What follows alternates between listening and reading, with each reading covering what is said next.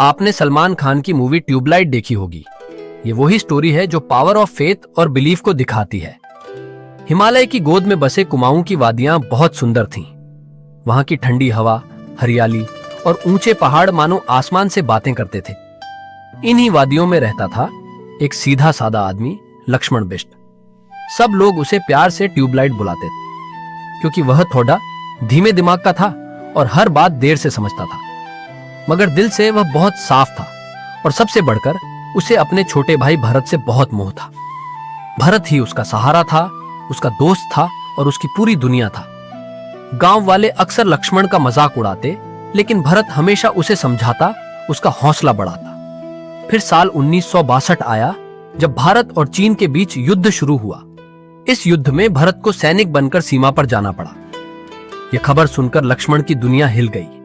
उसकी आंखों से चमक गायब हो गई और उसका दिल डर से भर गया कि कहीं वह अपने भाई को खो न दे।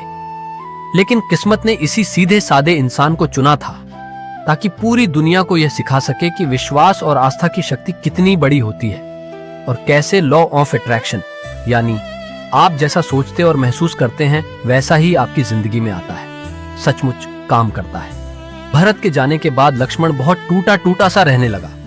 तभी एक दिन मेले में उसकी मुलाकात एक जादूगर से हुई, जिसका किरदार शाहरुख खान ने निभाया।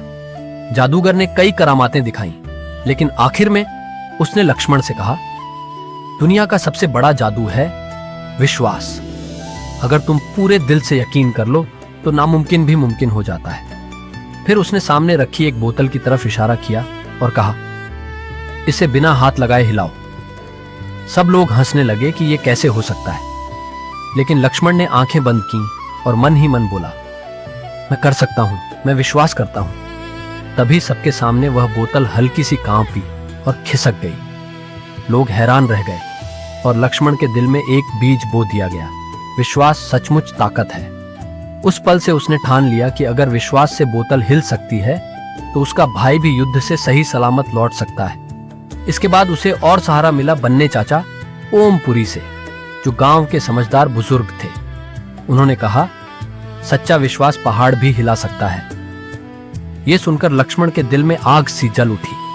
उसने हर सुबह शाम पहाड़ों की तरफ हाथ फैलाकर पुकारना शुरू किया, मेरा भाई भरत जिंदा है, मेरा भरत लौट आया है। यह केवल आशा नहीं थी, यह तो गहरी साधना थी। यही लॉ ऑफ अट्रैक्शन है।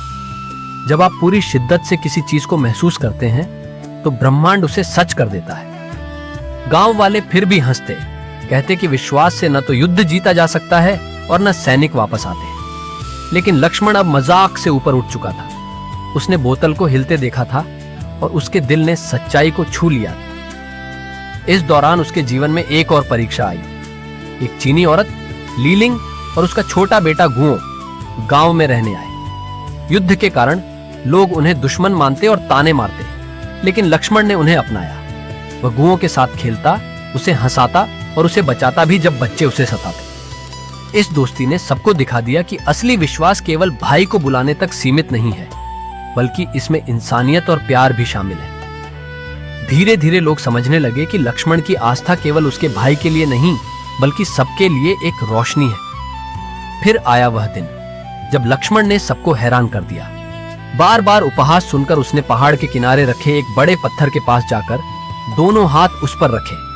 उसने आंखें बंद की और पूरे मन से विश्वास जगाया, मैं कर सकता हूं, यह पत्थर हिलेगा। उसका पूरा शरीर आस्था से भर गया। अचानक धरती कांप उठी, पेड़ हिलने लगे, पक्षी उड़ गए और जमीन से गड़गड़ाहट की आवाज आने लगी।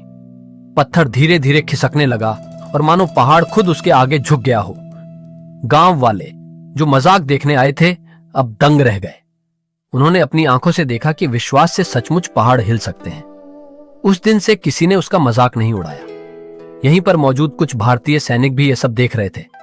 उनमें से एक ने भावुक होकर कहा, अगर तुम विश्वास से पहाड़ हिला सकते हो तो शायद तुम युद्ध भी रोक सकते हो। यह सुनकर लक्ष्मण के दिल में एक नई आग जल उठी। उसने मन ही मन कल्पना करना शुरू किया कि भारत और चीन के सैनिक हाथ मिलाकर शांति का संकल्प ले रहे हैं। गोलियों की जगह मुस्कानें बांटी जा रही हैं और युद्ध की जगह भाईचारा फैल रहा है। हर दिन वह यही दृश्य अपने मन में रचता रहा। उसका विश्वास इतना प्रबल हो गया कि जैसे पूरा वातावरण उसकी आस्था से भर गया हो। और चमत्कार हुआ। कुछ ही दिनों बाद दोनों देशों के बीच युद्ध विराम की घोषणा हुई। लोग हैरान थे, पर लक्ष्मण जानता था कि यह उसकी आस्था और विश्वास की जीत थी। लेकिन उसकी सबसे बड़ी परीक्षा अब भी बाकी थी। खबरें आती रहीं कि युद्ध में कई सैनिक शहीद हो गए हैं। गांव मातम में डूब गया, पर लक्ष्मण ने हार नहीं मानी। हर बार जब डर उसे घेरता, वह आंखें बंद कर कहता, मेरा भरत जिंदा है, मेरा भरत लौट रहा है। वह अपने मन में उस पल की तस्वीर बार बार बनाता जब उसका भाई घर आएगा। यही लॉ ऑफ अट्रैक्शन का असली राज है। जिस चीज को आप पहले से जी लेते हो, वही असलियत बन जाती है। फिर एक रात जब आसमान सितारों से भरा था और गांव रो रहा था, लक्ष्मण ने आकाश की ओर हाथ उठाकर चिल्लाया, आस्था रखो, मेरा भरत जिंदा है। जब इंसान पूरे विश्वास से पुकारता है तो ऊपर से दुआएं नीचे उतरती हैं। और जैसे ब्रह्मांड ने उसकी आवाज सुन ली हो, दूर से भरत आता दिखाई दिया, थका हुआ, घायल लेकिन जिंदा। पूरा गांव हक्का बक्का रह गया। लोग रोने लगे, क्योंकि यह वही चमत्कार था जो सबको नामुमकिन लगता था। गांव वालों को अब समझ आया कि जिसे वे मूर्ख समझते थे, उसी ने सच्चे विश्वास से असंभव को संभव बना दिखाया।